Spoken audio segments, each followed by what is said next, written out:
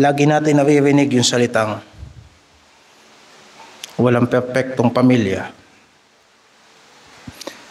at lalong walang perpektong organisasyon. Wala ring perpektong gobyerno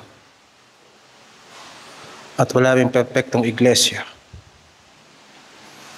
Sapagkat sa bawat institusyon sa lupang ito, palaging merong itong malakas na bahagi at mahinang bahagi. Kung titignan natin, the more na maraming parts ang isang bagay, the more na marami siyang pagkakataon na masira. Mahirap i-maintain yung isang bagay na maraming parts, lalo na kung isang bahagi lang ang mawawala, hindi na magpapunction ng kabuuan. Ang iglesia bilang katawan ng Panginoong Hesukristo ay sinasabi sa banal na kasulatan na maraming bahagi. Ang iglesia ng ating Panginoong Hesukristo, bagamat tinuturo ng banal na kasulatan na kalipunan ng mga taong sumampalataya at nagkaroon ng banal na espiritu, sa totoo lamang, hindi natin nakikita ang puso ng tao. Ang iglesia ay kalipunan ng mga trigo at mga damong ligaw. Madalas nagbigay ng babala ang apostoles na sa iglesia ay may mga nakakapasok na hindi mga totoong mananampalataya. Si Apostol Pablo ay nagsabi na nanganib ang kanyang buhay sa mga hindi totoong kapatid. Gayunpaman, hindi dapat tayo mawalan ng pagtitiwala sa pagkilos ng Diyos sa kanyang iglesia. Sa totoo lamang na ang iglesia ay hindi mawawalan ng mahinang bahagi. Si Jesucristo mismo na ating Panginoon ay nagsabi, ito ay kinakailangan na ang katitiswaran ay dumating. Subalit sa aba ng taong pinanggagalingan ng katitiswaran. Ang iglesia bilang katawan ng ating Panginoong Hesukristo ay kinabibilangan ng mga taong malalakas ang pananampalataya at mahihina ang pananampalataya. Kung titignan natin sa unang Korinto 12:20-26 upang maunawaan natin ang konseptong ito, ang Diyos mismo ang nagtimpla nito sa iisang katawan. Basahin natin. Ganito ang sinasabi. Datapwat maraming mga sangkap, ngunit iisa ang katawan. At hindi makapagsasabi ang mata sa kamay, hindi kita kinakailangan. At hindi rin ang ulo sa paa, hindi ko kayo kailangan. Hindi, kundi lalo pang kailangan yaong mga sangkap ng katawan na waring lalong mahihina. At yaong mga sangkap ng katawan na inaakala nating kaunti ang kapurihan, sa mga ito ipinagkakaloob natin ang lalong saganang papuri. Ang mga sangkap nating mga pangit ay siyang may lalong saganang kagandahan. Yamang ang mga sangkap nating magaganda ay walang kailangan. Datapwat hinusay ng Diyos ang katawan na binigyan ng lalong saganang puri yaong sangkap na may kakulangan, upang huwag magkaroon ng pagkakabahabahagi sa katawan, kundi ang mga sangkap ay magkaroon ng magkakasing-isang pag-iingat sa isa't isa. At kung ang isang sangkap ay nagdaramdam, ang lahat ng mga sangkap ay nagdaramdam na kasama niya. O kung ang isang sangkap ay nagkakapuri, ang lahat ng mga sangkap ay nangagagalak na kasama niya. Kung iintindihin natin mabuti yung talatang yan, hindi mag-e-exist ang ministry ng iglesia kung walang pangangailangan sa loob ng iglesia. Nagbibigay ng balanse ito sa iglesia at oportunidad sa mga lumalagong pananampalataya na habang may lumalagong pananampalataya sa loob ng iglesia, ay lalong nagdadagdag ang Panginoon ng mga bahagi na nangangailangan ng paglilingkod.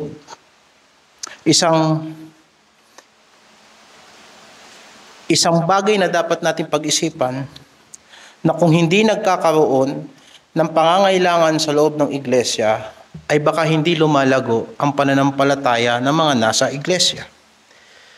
Ngayon, hindi dapat natin tignan ang kahinaan ng mga kapatid natin sa iglesia bilang isang kahinaan ng iglesia, kung hindi oportunidad na sa pamamagitan ng Diyos, yung mga pangit na bahagi ng iglesia ay magkaroon ng kagandahan sa pamamagitan ng mga bahagi na pinaganda ng Diyos. At yung mga mahihinang bahagi ay magkaroon ng kalakasan sa pamamagitan ng mga bahagi ng iglesia na binigyan lakas ng Diyos. Yan ang dynamics ng iglesia. At yan ang aking pangangaral sa gabing ito, mga kapatid. At ang titignan natin na partikular na iglesia sa gabing ito ay ang iglesia ng Tesalonica. Nawa ay maunawaan natin at makita natin ang aplikasyon nito sa ating iglesia. Kagaya ng iglesia sa Tesalonica.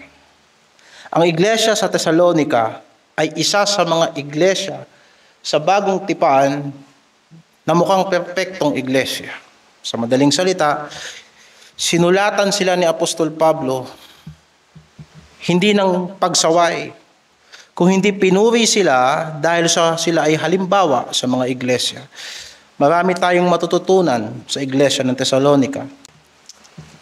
1 Thessalonians chapter 1 verse 2 hanggang 10.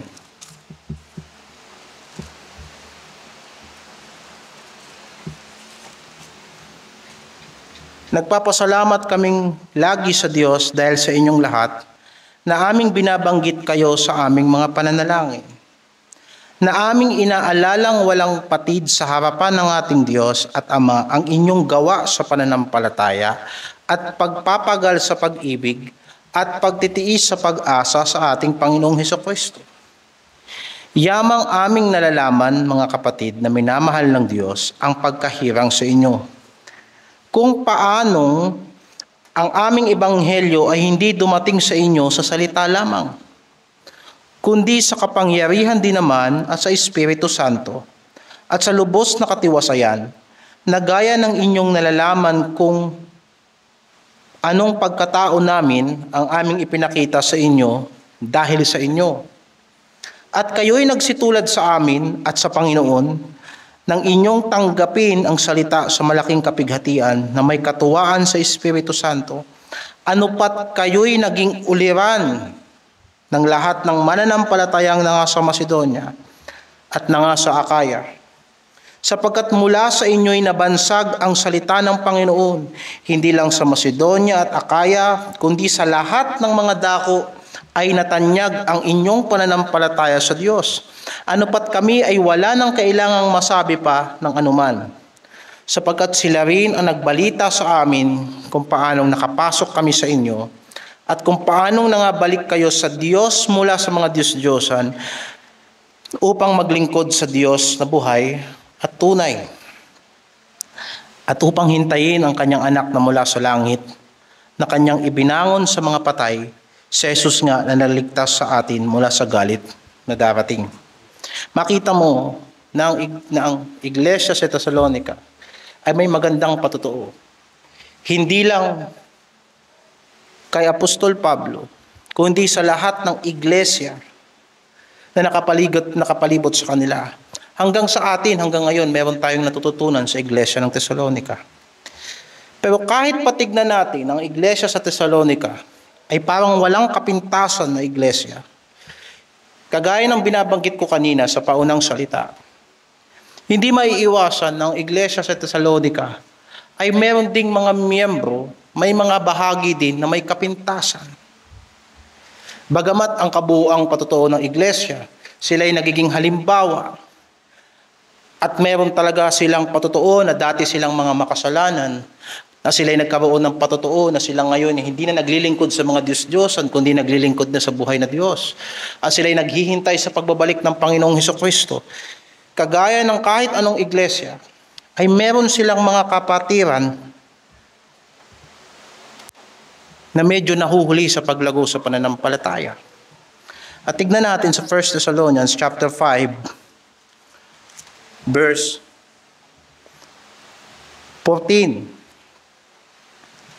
hanggang 15. At aming ipinamamanhik sa inyo, mga kapatid, na inyong palalahanan ang mga nanggugulo, palakasin ang mga mahihinang loob, alalayan ang mga mahihina, at maging mapagpahinuhod kayo sa lahat. Tignan nga ninyo na huwag gumanti ang sino man ng masama sa masama, kundi sundin ninyong lagi ang mabuti, ang isay sa iba at sa lahat. So, pag tinignan mo yung binasa natin sa chapter 1, itong iglesia sa Thessalonica, mukhang maayos sila. Wala silang magulong miyembro. At kung titignan mo sa 1 Thessalonians, parang ang lahat ng miyembro sa Thessalonica, kapag inuusig sa pananampalataya, hindi nanghihina ang loob. At pag tinignan mo ang kanilang patotoo sa chapter 1, mukhang malalakas sila dahil sa patotoong narinig sa kanila sa lahat ng iglesia. At ito ang binabanggit ko sa inyo kanina, mga kapatid. Itong talatang ito ay nagbigay sa atin ng katotohanan ng iglesia ay dapat matuto na magbigay ng atensyon sa kanyang mahihinang bahagi. Sa talatang ito, binigyan tayo ng instruction. Binigyan ni Apostol Pablo ng instruction ng iglesia.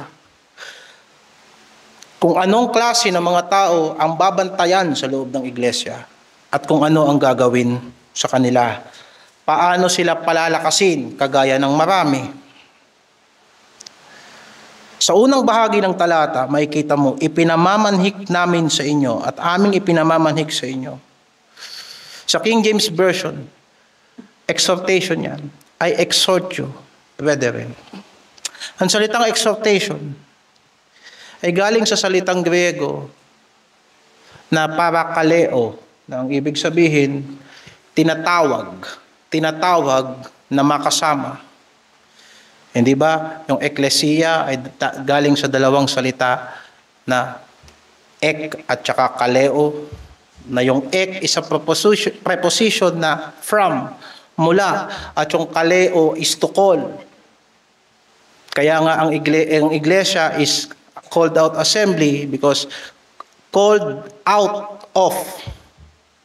Ang iglesia ay kalipunan ng mga taong tinawag ng Diyos, may pinanggalingan. So, ang exhortation ay galing sa salitang parakaleo, na yung para, ibig sabihin, in line of. That's why we have the word para legal, para churches, in line of. Yung kaleo is to call. So, ibig sabihin yung exhortation ay panawagan upang kayo ay sumama sa amin. Ipinamamanhik ni Apostol Pablo sa mga taga-Thessalonica na samahan niyo ko. Kung paano ko kayo pinuntahan diyan. At ngayon ako'y wala diyan. May mga kapatid kayo diyan na mahihina. Samahan ninyo ko. Gayahin ninyo yung halimbawa na ibinigay ko sa inyo nung nandiyan ako. And that is exhortation. Hinihikayat ni Apostol Pablo ang mga taga-Thessalonica na kung sila'y malalakas na, ay alalahanin nila ang mga mahihina. Tignan natin sa chapter 2, verse 7 hanggang 12. Kundi kami ay nangagpakalumanay sa gitna ninyo, na gaya ng isang sisiwa pagka inaamo-amo ang kanyang sariling anak. Gayon din kami, palibhasa'y may magiliw na pag-ibig sa inyo, ay kinalugdan namin kayong bahaginan, hindi lamang ng ebanghelyo ng Diyos, kundi naman ng aming sariling mga kaluluwa, sapagkat kayo'y naging lalong mahal sa amin. Sapagkat inaalala ninyo, mga kapatid, ang aming pagpapagal at pagdaramdam. Amin ngang ipinangaral ang ebanghelyo ng Diyos na kami ay gumagawa gabit araw upang huwag kaming maging isang pasanin sa kanino man sa inyo. Kayo'y mga saksi at ang Diyos man kung gaanong pagkabanal at pagkamatuwid at pagkawalang kapintasan ang inuugali namin sa inyong nagsisampalataya. Gaya ng inyong nalalaman kung ano ang inugali namin sa bawat isa sa inyo, na gaya ng isang ama sa kanyang sariling mga anak, na kayo'y inaaralan at pinalalakas ang loob ninyo at nagpapatotoo, upang kayo'y magsilakad ng nararapat sa Diyos, na siyang tumawag sa inyo sa kanyang sariling kaharian at kaluwalhatian. So yung sinasabi na Apostol Pablo, ipinamamanhik ko sa inyo, mga kapatid, ay sinasabi niya na yung halimbawang ibinigay ko sa inyo, ganun din ang inyong gagawin sa mga mahihina ninyong mga kapatiran. Tignan natin uli, chapter 3, verse 7 hanggang 13. Dahil nga dito, nangaaliw kami, mga kapatid, tungkol sa inyo sa pamagitan ng inyong pananampalataya sa lahat naming kagipitan at kapighatian. Sapagkat ngayon ay nangabubuhay kami kung kayo'y na mamalaging matibay sa Panginoon. Sapagkat anungang pasasalamat ang aming muling maibibigay sa Diyos dahil sa inyo, dahil sa buong kagalakan na aming ikinagagalak dahil sa inyo sa harapan ng aming Diyos. Gabit araw ay dinadalangin naming buong ningas na aming makita ang inyong mukha at aming malubos ang inyong pananampalataya. Ngayoy patnugutan nawa ng ating Diyos at Ama at ng Panginoong Hesukristo ang aming paglalakbay sa inyo, at kayo'y palaguin at pasaganain ng Panginoon sa pag-ibig sa isa't isa at sa lahat ng mga tao na gaya naman ng amin sa inyo, upang pagtibayin niya ang inyong mga puso na walang maipipintas sa kabanalan sa kaharapan ng ating Diyos at Ama sa pagparito ng ating Panginoong Hesus na kasama ang kanyang lahat ng mga banal. So, ang unang Tesalonika ay kumpleto. Yung halimbawa ng apostoles at yung exhortation sa mga Kristiyano kung paano pagtitibayin ang mga kapatid. 3 instruction ang ibinigay niya rito. 3 instruction na nangangailangan ng pagpapasensya sa lahat. Una, sinabi doon na inyong paalalahanan ang mga manggugulo. Yun ang una.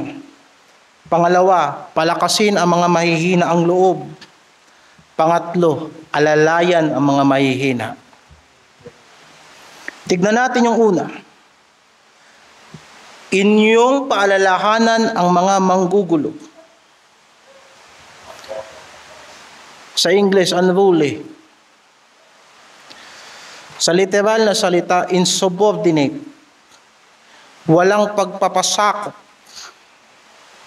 At yung kanilang kawalan ng pagpapasakop sa salita ng Diyos, sa katuruan ng Panginoon na ibinigay sa mga apostoles na ipinangangaral, sa kaayusan na ibinigay sa iglesia dahil sa kanilang kawalan ng pagpapasakop, sila ay nagiging magugulo sa iglesia. Unruly, hindi nagpapasakop sa rule ng salita ng Diyos. Tignan ninyo yung verse na nasa unahan, sa verse 12 and verse 13, kung bakit ipinamanhik ni Apostol Pablo sa mga taga-Tesalonika na kanilang kilalanin ang mga nagpapagal at namumuno sa kanila at nagpapaalala sa kanila sa Panginoon. At inyong lubos na pakamahalin sila sa pag-ibig dahil sa kanilang gawain. Magkaroon kayo ng kapayapaan. At saka niya sinabing, ipinamamanhik namin sa inyo, mga kapatid, paalalahanan ninyo yung mga magugulo. Nagkakaroon ng kaguluhan sa iglesia kapag hindi na ipapasakop ng Kristiyano ang kanyang sarili sa salita ng Diyos. Tignan natin sa ikalawang Tesalonika, ang kabanata ay 3. Kaparehas mababasa natin sa verse 6. Verse 6 hanggang verse 14. Aming iniuutos nga sa inyo mga kapatid, sa pangalan ng ating Panginoong Hesukristo, na kayo'y magsihiwalay sa bawat kapatid na lumalakad ng walang kaayusan at hindi ayon sa aral na tinanggap nila sa amin. Nakikita mo yung hindi maayos na pamumuhay at hindi ayon sa aral na ipinangaral ng mga apostoles.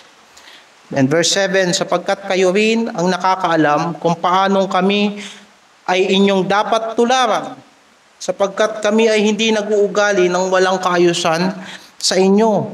Ninagsikain man kami ng walang bayad ng tinapay ng sinuman, kundi sa pagpapagal at sa pagdaramdam na gumagawa gabit araw upang kami ay huwag maging pasanin sa kanino man sa inyo. Kaparehas na nabasa natin kanina. Hindi dahil sa kami ay walang karapatan, kundi upang kami ay makapagbigay sa inyo ng isang uliran, upang kami ay inyong tularan. Sapagkat noon pa man kami ay kasama ninyo, ay aming iniutos sa inyo, kung ang sino man ay ayaw gumawa, ay huwag din namang kumain. Sapagkat aming nababalitaan na ang ilan sa inyo na nagsisilakad ng walang kaayusan, ni hindi man lang nagsigawa, kundi mapakialam sa mga bagay ng iba. Sa gayon nga'y aming iniuutos at ipinamamanhik sa Panginoong Hesukristo na sila'y magsigawang may katahimikan at magsikain ng kanilang sariling tinapay. Kaya nga, sa isang bahagi ng kasulatan, nang sinulatan ni Pablo si Tito, at sinabi niya kay Tito, pumunta ka sa Crete, diyaan ka sa Crete, at ikaw ay maghalal ng mga matatanda sa iglesia. Mag-ordain ka ng mga bishop sa church. Ang hahanapin mong bishop ay yung may kakayanan na mag-exhort at kumbinsihin yung mga unruly. Tignan natin sa Titus. Chapter 1, verse 9. Nanananangan sa tapat na salita na ayon sa turo, upang umaral ng magaling na aral at papaniwalain ang mga nagsisisalangsang, sapagkat may maraming mga suwail. So pareha sa King James Version na unruly.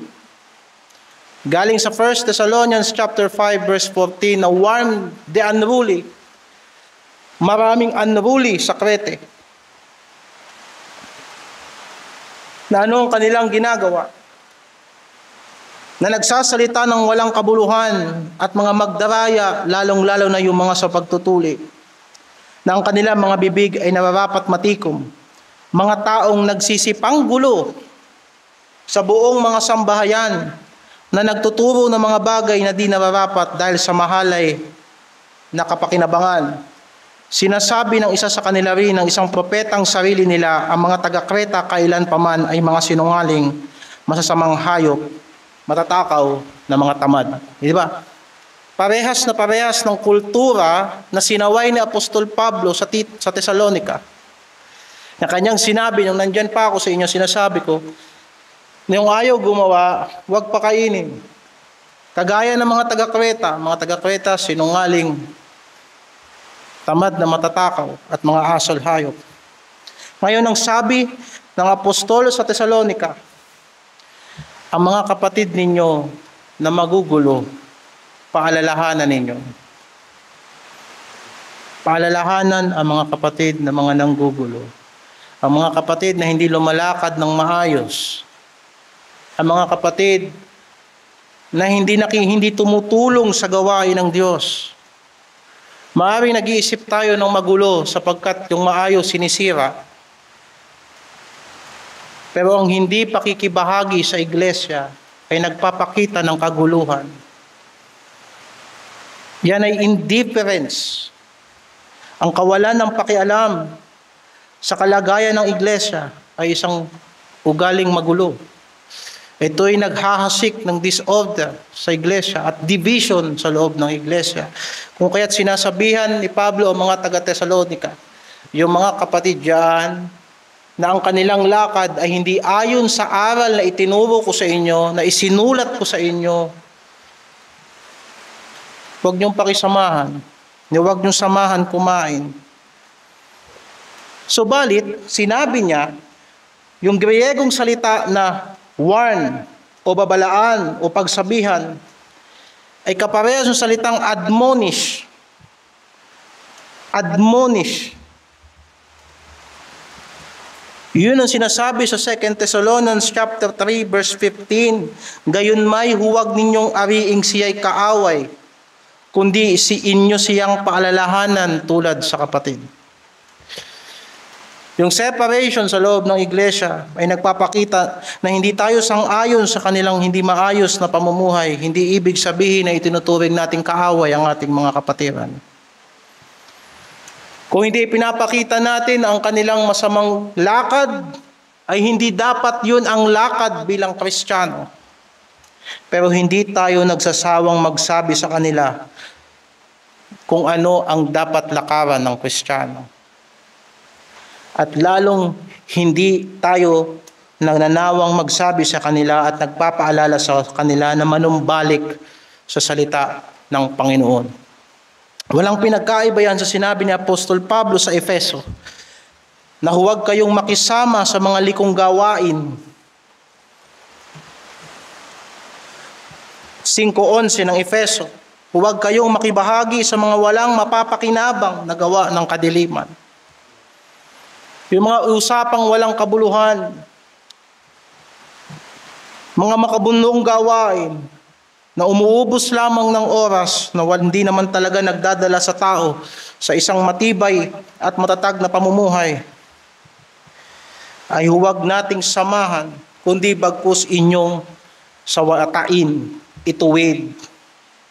Hindi maiiwasan sa iglesia na habang lumalago ang iglesia at ayon sa biyaya ng Diyos sa iglesia na ibinigay, ay magkakaroon tayo ng mga itinuturing nating kapatid sa Panginoon na hindi lalakad sa salita ng Panginoon. At hanggat bahagi sila ng iglesia, dapat natin silang sawatain.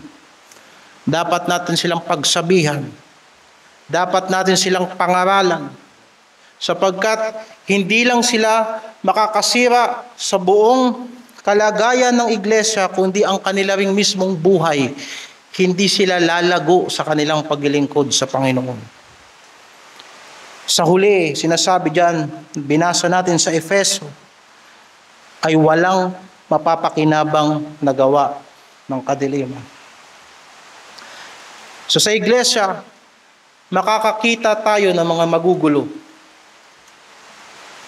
Maaaring minsan matitisod tayo.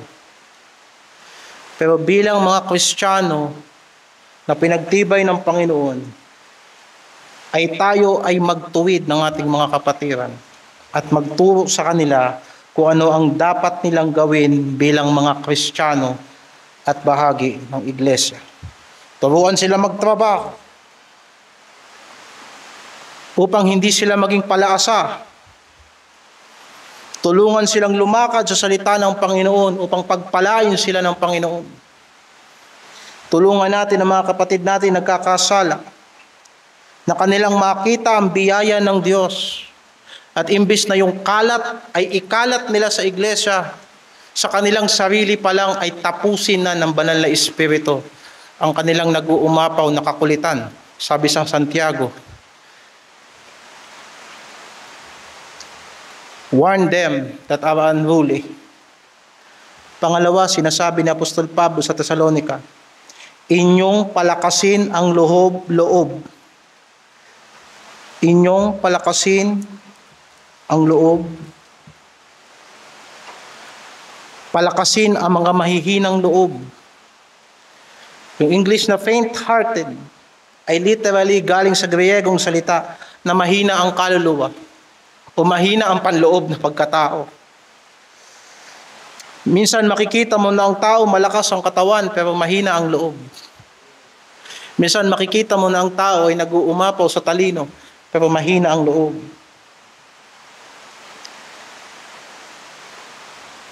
At ang binabanggit dito na mahina ang loob ay hindi yung mga nagbabackslide, gusto ko ipaunawa. Dahil yung mga nagbabackslide, dapat ituwid yun sa unang puntos. Pero dapat maintindihan natin, sa unang Tesalonica 1:6 na sa umpisa pa lang ng kanilang pananampalataya kay Kristo, ang iglesia sa Tesalonica ay lagi ng pinag-uusig. Hindi nilalayasan ng pag-uusig ang simbahang ito. Simula ng kanilang pagtanggap kay Kristo, 1 Thessalonians 1:6, at kayo'y nagsitulad sa amin at sa Panginoon na nang inyong tanggapin ang salita sa malaking kapighatian na may katuwaan sa Espiritu Santo. Noong unang beses na tinanggap nila si Kristo, inusig na kagad sila.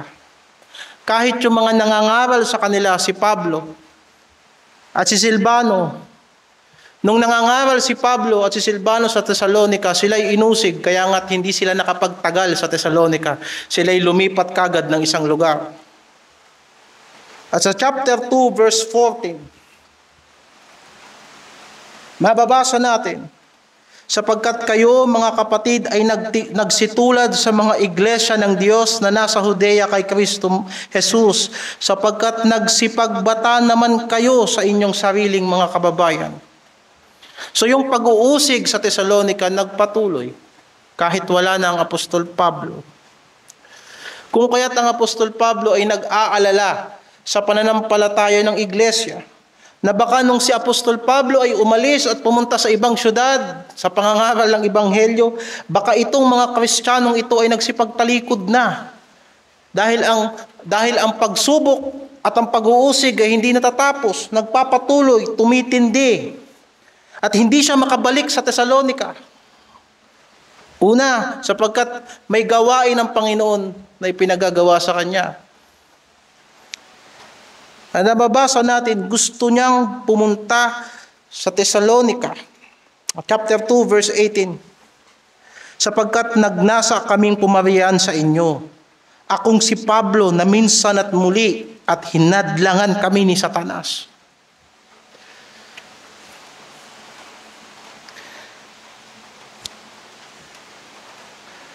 At dahil sa hindi siya makapunta sa Tesalonica, habang inaalala niya na mga kapatid na iniwan niya sa Tesalonica ay nagpapatuloy sa pag-uusig, sa kabila ng pag-uusig, pinapunta niya si Timoteo, chapter 3, verse 1.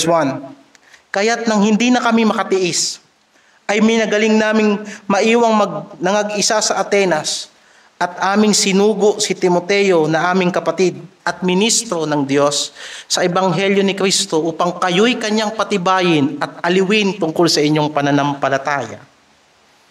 Makikita mo na yung pag-uusig na inaalala ng apostoles, pinapunta niya doon si Timoteo.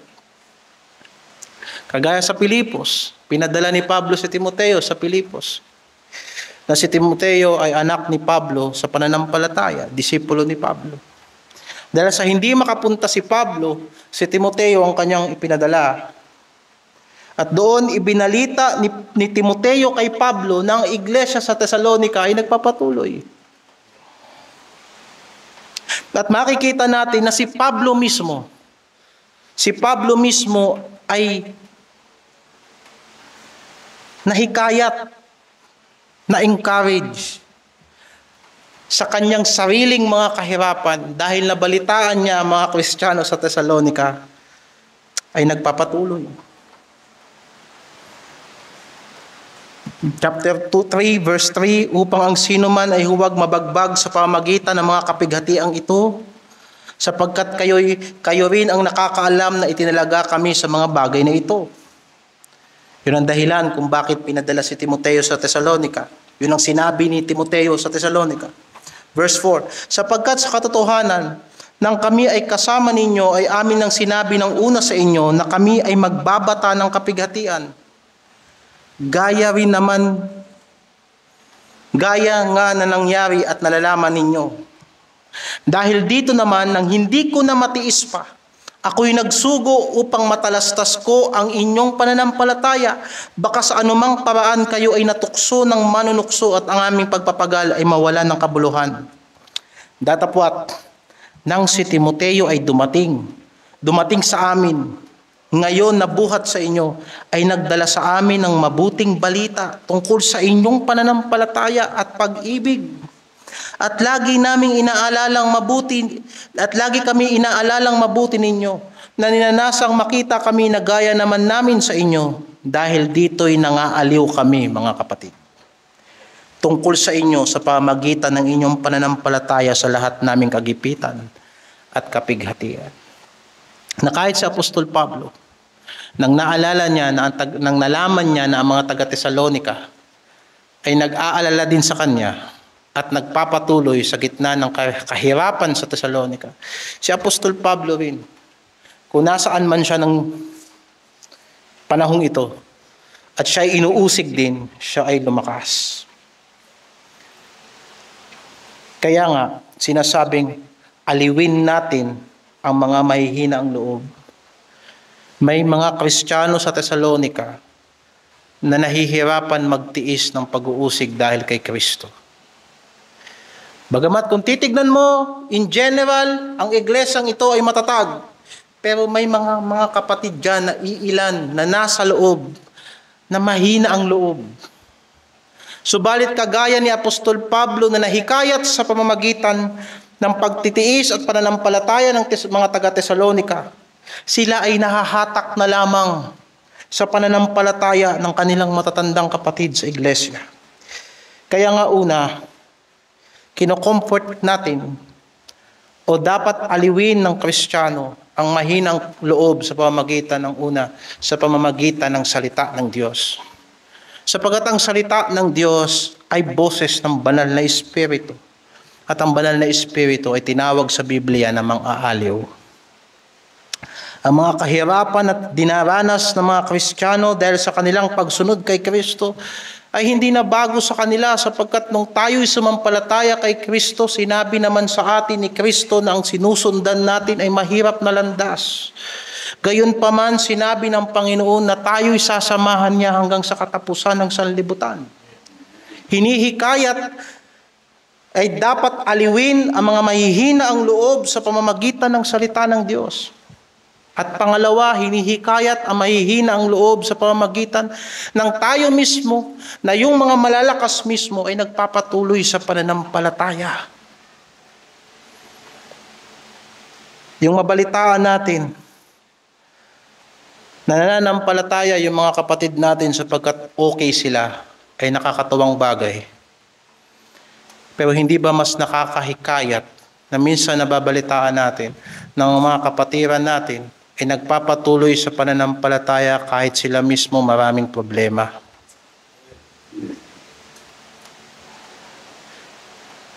Saan huhugot ng halimbawa ang mahihina ang loob?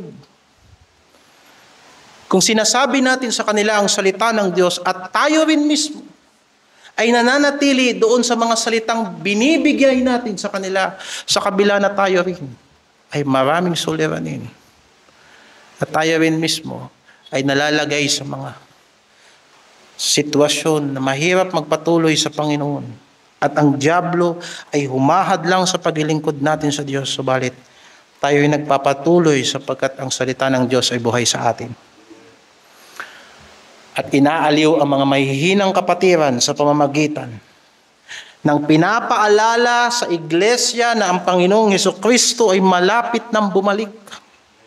Yan ang parte ng ating pananampalataya, na ang ating paglilingkod ay hindi lamang nandito sa daigdig na to. Kung hindi, tayo ay tumitingin sa pagbabalik ng ating Panginoong Hesukristo. Ang mga taga-Tesalonika ay hindi lamang tumalikod sa Diyos-Diyosan upang maglingkod sa tunay at buhay na Diyos. Kung hindi sila rin ay naghihintay sa pagbabalik ng Panginoong Hesukristo. At paminsan-minsan dahil sa mga kahirapan sa lupa ay nakakalimutan ng mga Kristiyano na hindi sila tagalupa. Na si Hesukristo ang muling pagkabuhay sa kabila na tayo ay lilipas sa daigdig na to, at sa kabila ng tayo ay mamamatay, si Hesukristo ang muling pagkabuhay. At tayo ay may palaging pag-asa sa Panginoon at ang Ama natin nasa langit. Basahin natin sa chapter 4. Verse 16 ng 1 Thessalonians. Sapagkat ang Panginoon din ang bababang mula sa langit na may isang sigaw na may tinig ng arkanghel at may pakakak ng Diyos, at ang mga namatay kay Kristo ay unang nabubuhay maguli. At kung magkagayoy tayo'y mga bubuhay na nangatitira ay aagawing kasama nila sa alapaap upang salubungin ng Panginoon sa hangin. At sa ganito'y sa Panginoon tayo magpakailanman. Kaya't mag-aliwan kayo sa isa't isa sa mga salitang ito.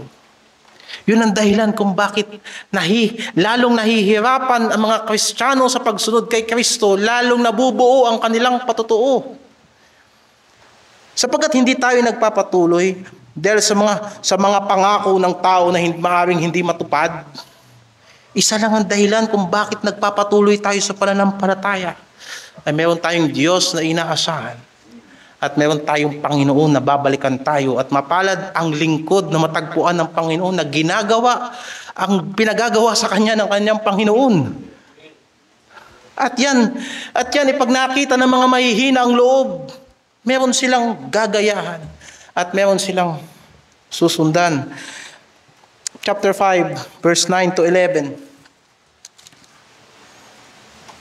Sapagkat tayo'y hindi itinalaga ng Diyos sa galit, kundi sa pagtatamo ng ipagkaligtas sa pamamagitan ng ating Panginoong Hesukristo, na namatay dahil sa atin, upang tayo, gising man o tulog man, ay mga mabuhay tayong kasama niya.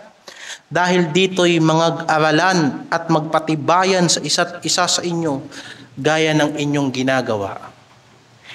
Hindi ba sa Tagalog yung mag-aralan? Pag tinignan mo sa King James Version, comfort yun. Diba? Sa pamagitan ng patuloy na pag-aaral ng salita ng Diyos, ang banal na Espiritu ay umaaliw sa atin at nagpapatibay sa atin. Ang kaaliwan na galing sa Panginoon ay hindi dapat nagpapahina lalo ng ating loob. Alam mo yun na, alam mo yung bata na habang lalo mong pinapatahan, lalong umiiyak. At alam mo yung Kristiyano na lalo mong inaaliw, lalong nagbabackslide. Hindi. Ang kaaliwan na galing sa Panginoon ay salita ng Diyos na naggagabay sa buhay natin.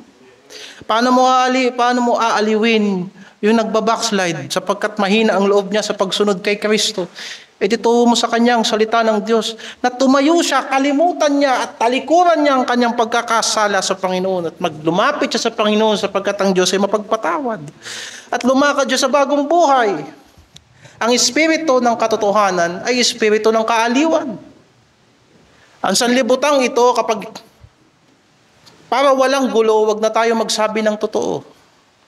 Para walang pag-usapan, para walang pag-awayan, wag na tayo magsalita ng totoo. Magplastika na lang tayo. Ganyan ang sinasabi ng sanlibutan. Pero hindi sa espiritu ng Diyos. Sa iglesia, habang nagsasabi tayo ng totoo sa pag-ibig, lalo tayo nagkakaroon ng kaaliwan at pag-asa sapagkat ang espiritu ng katotohanan ay tinatawag na mang-aaliw. Hindi tayo magkakaroon ng panatag na puso at hindi tayo maaaliw sa mga pangako ng Diyos kung mamumuhay lang din tayo sa kasinungalingan. Pangatlo, chapter 5 verse 40 na teksto natin sa gabing ito, alalayan ang mga mahihina. Anong ibig sabihin ng mahina sa Biblia? Literal, walang lakas. Kaparehas yun sa Griegong salita na nasa Roma 5:6. That when we are without strength, weak, Christ died for the ungodly. Nang tayo mga walang lakas, si Kristo ay namatay. At sino ang tinuturing sa iglesia na mahihina? In general, sa Acts 20 verse 35, sinabi ni Apostle Paul, Acts 20 verse 35,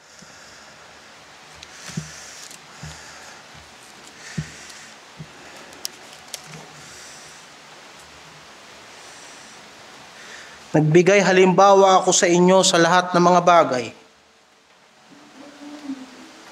na sa ganitong pagpapagal ay dapat kayong magsisaklolo sa mahihina. at alalahanin ang mga salita ng Panginoong Hesus, na siya rin ang may sabi, lalo pang mapalad ang magbigay kaysa sa tumanggap. Makikita mo rito sa talatang ito na yung halimbawa ni Apostol Pablo sa kanyang pakikitungo sa mga mahihina ay titignan natin sa verse 34 na ginamit niya yung kanyang kamay upang paglingkuran yung mga kasama niya sa ministeryo. Hindi niya pinabayaan yung mga kasama niya sa ministeryo, yung mga nagpapagal na kasama niya. Sa madaling salita, si Apostol Pablo ay nagtrabaho para sa kanyang mga kasama. Sa makatuwid, diyan sa talatang yan, yung salitang mahina ay paring tignan natin sa mga nangangailangan, physically at material na pangangailangan, na dapat tulungan ang mga mahihina. Sapagkat yung kasunod na talata, sinabi ng Panginoon, mapalad ang nagbibigay kaysa tumanggap. So isang parte yan ng salitang mahina, yung mga kapatid natin na nangangailangan. Lalong-lalo na kung titignan natin sa konteksto ng Tesalonica, yung mga nagpapagal para sa Panginoon, yung mga katuwang sa gawain, yung mga nagtatrabaho na minsan nalalagay sa sitwasyon na sila naman ang nangangailangan, ay dapat tulungan ng iglesia. Sa isang banda, pag pumunta tayo sa Romans chapter 14 verse 1, ito naman yung isang dimension na tinutukoy sa mga mahihina. Datapwat ang mahina sa pananampalataya ay tanggapin ninyo, hindi upang pagtalunan ang kanyang pag-aalinlangan. At sa chapter 15 verse 1 and 2, tayo ngang malalakas ay nararapat magbata ng kahinaan ng mahihina at huwag tayong magbigay lugod sa ating sarili. Bawat isa sa atin ay magbigay lugod sa kanyang kapwa, sa kanyang ikabubuti at ikatitibay. Sa makatuwid, maaari nating gamitin yung salitang tulungan ang mahihina sa lahat ng aspeto ng pagiging tao.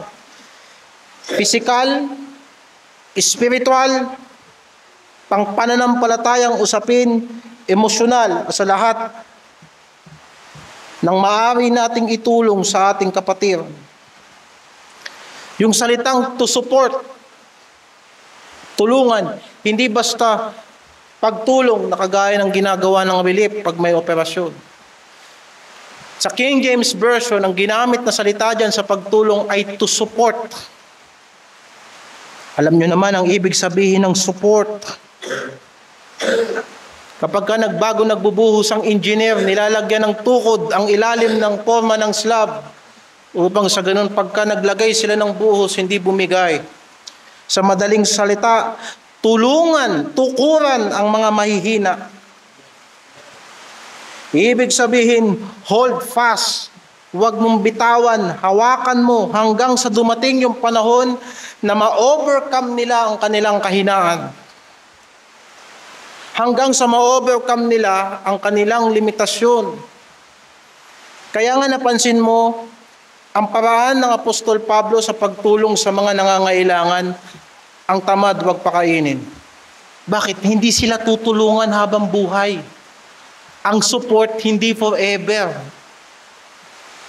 Kailangan ang pagtulong sa mga nangangailangan at sa mga mahihina ay hindi para umasa sila sa ibang tao kung hindi magkaroon sila ng sariling lakas. Kaya nga ang salitang ginamit doon, kayong mga malalakas, huwag ninyong bigyang lugod ang inyong sarili, magbigay lugod kayo sa inyong kapwa sa kanyang ikabubuti at ikatitibay. Ikatitibay. Sa makatuwid, hanggat may mahina sa iglesia, dapat suportahan. Dapat tulungan hanggang siya ay lumakas. Kung siya ay mahina sa pisikal at kinakayanan ng iglesia ayon sa kung anong nararapat, ay dapat siya rin matuto na gawin kung anong mabuti sa kanyang sarili. Hindi ba? Sapagkat yun yung sinasabing salita ritong support. Mahirap na bigyan ng gamot yung taong ayaw tumigil sa pagsira ng kanyang sarili. Paano mo susuportahan yan? That's not the word na salitang support. At hindi pagpapatibay yun. The goal ng pagtulong sa mahina ay upang ang mahina ay lumakas. That's why sa pagtulong kasama yung holistic, yung pangmatagalang solusyon. Paano mo bibigyan, tutulungan ang isang tao na siya mismo ayaw niyang baguhin yung kanyang maling gawain? Kung kaya't ang salitang ginamit diyan is to support. At sa pagpapatibay ng isang istruktura, kailangan tanggalin mo yung mga nabubulok, yung mga luma na nagpapasira ng kanyang sarili, na nagpapahina ng buong istruktura. Hindi ka lagay ng lagay ng mga bago at ng mga kinakailangan. Kailangan na ang kapatiran natin hindi siya manatiling mahina at walang magagawa. Kailangan ang kapatiran ay matutong lumaban. Kasi kung tulong ka ng tulong sa mga taong ayaw magbago ng pag-iisip, babalik tayo doon sa unang salita kanina, yan ang magiging magugulo sa simbahan. Binasa natin sa 2 Thessalonians. Kaya ang mga kapatid natin na pamali-mali, mahina sa pananampalataya, huwag nating pababayaan. Hindi para konsintihin na lang natin palagi, kundi kaya natin sinusuportahan ang mga mahihina sa pananampalataya upang sana sa isang panahon sila rin ay matutong lumaban sa pananampalataya. Matutuman lang silang manalangin sa Panginoon at magtiwala sa salita ng Diyos. Ngayon, sa tatlong yan, tinukoy ni Apostol Pablo yung tatlong mahirap dalhin sa iglesia. Ang mga Kristiyanong magugulo at ang mga Kristiyanong mahihina ang loob at ang mga Kristiyanong mahihina in general. Walang kakayanan. Mga kapatid, hindi natin pwedeng iwalang bahala kung may mga kapatiran tayong napaghuhuli sa pananampalatayang ito. Gayunpaman, pinanghahawakan natin ang salita ng Diyos. Ang salita ng Diyos ay buhay at matibay at gumagawa sa sinumang sumasampalataya. Mahirap ito gawin. Minsan kapag pinagsabihan mo yung magulong tao sa simbahan, magagalit siya sa'yo. At minsan pag nagalit siya sa'yo, magagalit ka na rin. Minsan kapag dinamayan mo yung mahina ang loob at pag hindi ka nag-ingat sa sarili mo, pag alis mo sa kanila, mahina na rin ang loob mo. At minsan naman, pag tinulungan natin yung mga kapatid natin na walang kaya at gagawin mo sa mahabang panahon, manghihina ka rin. Kaya nga sinabi ni Apostol Pablo rito, at sinasama niya to in general, sa huling bahagi ng teksto natin sa gabing ito, at maging mapagpahinuhod kayo sa lahat. Maging pasensyoso sa lahat. Mahirap sumuporta. Mahirap sumaway. Lalo na kung paulit-ulit yung sinasaway mo. Mahirap umaliw sa mga taong ayaw tumigil sa kaiiyak.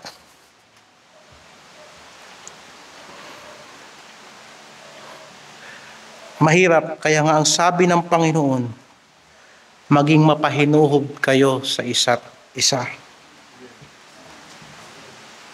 At alam mo sa chapter 3 verse 12 ng Thessalonians, panalangin ni Apostol Pablo sa iglesia, at kayo'y palaguin at pasaganain ng Panginoon sa pag-ibig sa isa't isa. at sa lahat ng mga tao na gaya naman ng amin sa inyo. Bakit daw napaka-importante na lumago sa pag-ibig? Verse 13, upang patibayin niya ang inyong puso. Mahirap na ang unang bumibigay sa atin sa paglilingkod, puso. Sapagkat yung ginagawa natin dito sa lupa, hindi lang ito para dito sa lupa. Gagawin natin to hanggang sa pagbabalik ng ating Panginoong Hesukristo. At sinasabi niya, upang patibayin niya ang inyong mga puso na walang maipipinta sa kabanalan sa harapan ng ating Diyos at Ama sa pagparito ng ating Panginoong Hesus na kasama ang kanyang lahat ng mga banal. Sinasabi sa Tesalonica na ang pag-ibig ay matiisin at mapagpahinuhon. Imposible na pagtiisan ang mga kapatiran natin sa iglesia.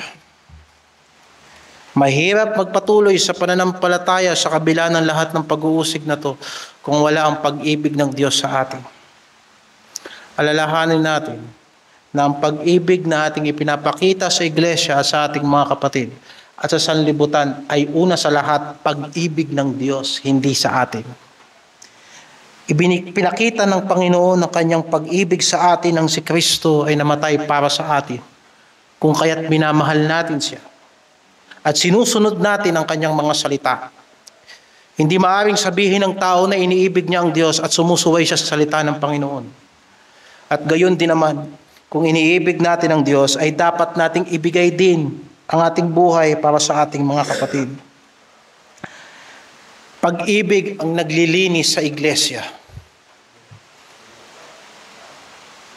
Isipin mo na kung paanong sa kabila na sa maraming pagkakataon nahihirapan tayo pare-parehas. Pero subalit, hanggat may fellowship tayo sa isa't isa, nakakaya natin ang lahat. Nananalangin tayo para sa isa't isa. At nagdadamayan tayo ayon sa biyaya ng Diyos. Isipin mo kung wala kang kapatiran na magmamahal sa iyo, paano ka mahihikayat sa banal na pamumuhay sa sanlibutang ito na palaging tinuturuan tayong gumawa ng masama. Sa sanlibutan ng ito na lalo kang nagtatapat, lalo kang malulugi. At habang ikaw ay good boy, lalo kang mauunahan ng mga taong magugulang. Kung kaya't nang gulang na rin ang iba at gumaya na rin sa masasamang gawain. Pero meron tayong iglesia na nagpapaalala sa atin na minamahal tayo ng Diyos. At ang lahat ng bagay na dinaranas natin ay pinapahintulot ng Diyos yan para sa ating ikabubuti. Sapagkat si Hesukristo ay namatay at inilibing at muling nabuhay at namamagitan para sa atin. Saan ang gagaling ang isang pasensyosong pagmamahal? Dalawang bagay ang pinanggagalingan ng pasensyosong pagmamahal. Tignan natin sa sulat ni Santiago.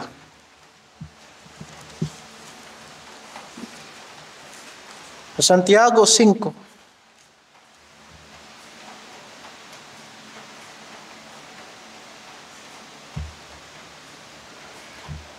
Siyete hanggang 8.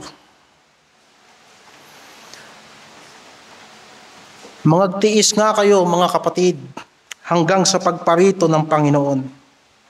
Narito, inaasahan ng magsasaka ang mahalagang bunga ng lupa na may pagtitiis hanggang sa tanggapin ang ulang maaga at sa huli.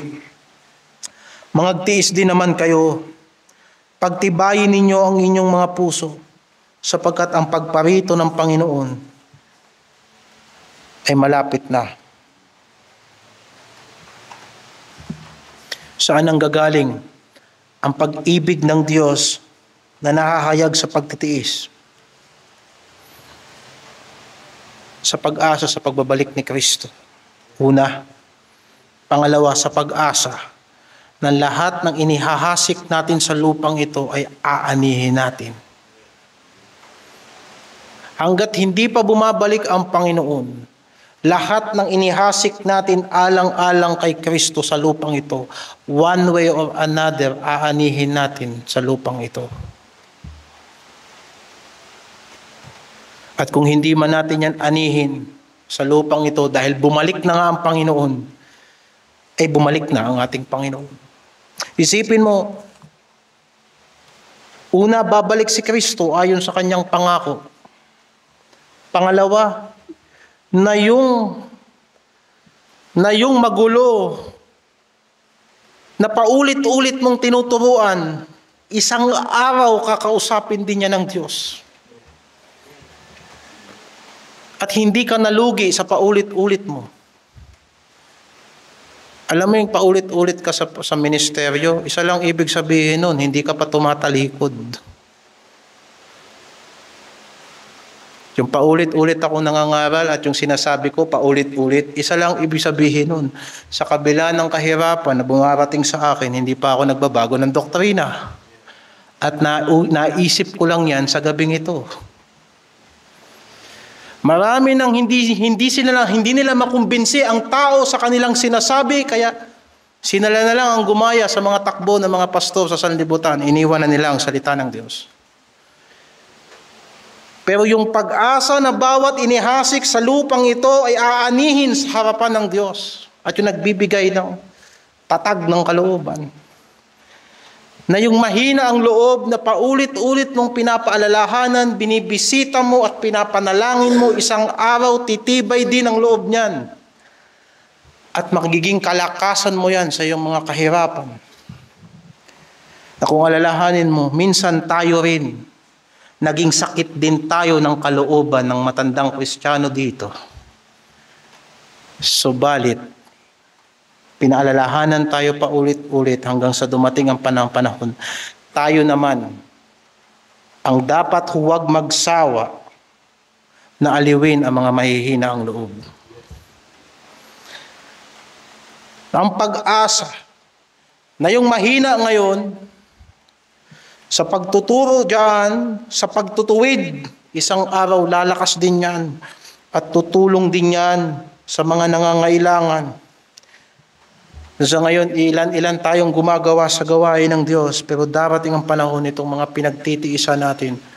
Umaasa ako sa Panginoon na maglilingkod yan na kasama natin hanggang sa pagbabalik ng ating Panginoong Hesukristo, kung kaya't hindi natin pinahihintulutan ng sino man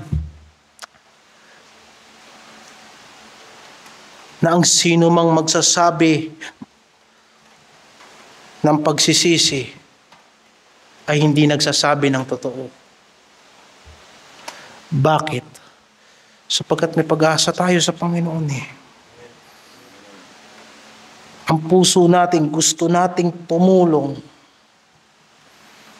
Gusto nating maging instrumento na maayos ang mga Kristiyano. Subalit kung halimbawa, hindi makikinig ang mga Kristiyano sa payo ng salita ng Diyos. Kaya mga kapatid, sinabi ni Apostol Pablo, huwag kayong mapagod sa paggawa ng mabuti. Sa taktang panahon, tayo ay aani kung hindi tayo manghihinawa.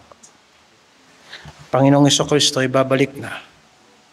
Ang matuwid ay mabubuhay sa pananampalataya. O sa mga tumalikod, hindi nalulugod ang Diyos sa mga tumatalikod. Hindi nalulugod ang Diyos sa mga tumatalikod sa tawag ng Diyos. Iniiwanan nila yung mga panawagan ng Panginoon sa kanila. Hindi totoo ang Diyos doon. Nagpapatuloy tayo sa pananampalataya sapagkat ligtas tayo. At alam natin ang Panginoon may plano sa buhay natin at may gagawin siya sa atin. Isaalang-alang natin ang mga salitang ito sa gabing ito. Ang iglesia, ito ay maganda sa paningin ni Kristo. Perpekto siya kay Kristo. Pinawalang sala siya dahil sa Panginoong Hesukristo. Dito sa lupa, may mga kapatid tayo na kailangan nating i-work out. Huwag nating pabayaan ang mga mahihina. At huwag nating hayaan na magugulo. Huwag nating hayaan ang mga kapatid natin na lagi na lang nadi-discourage. Kailangan silang mahikayat maglingkod sa Diyos. Manalangin tayo.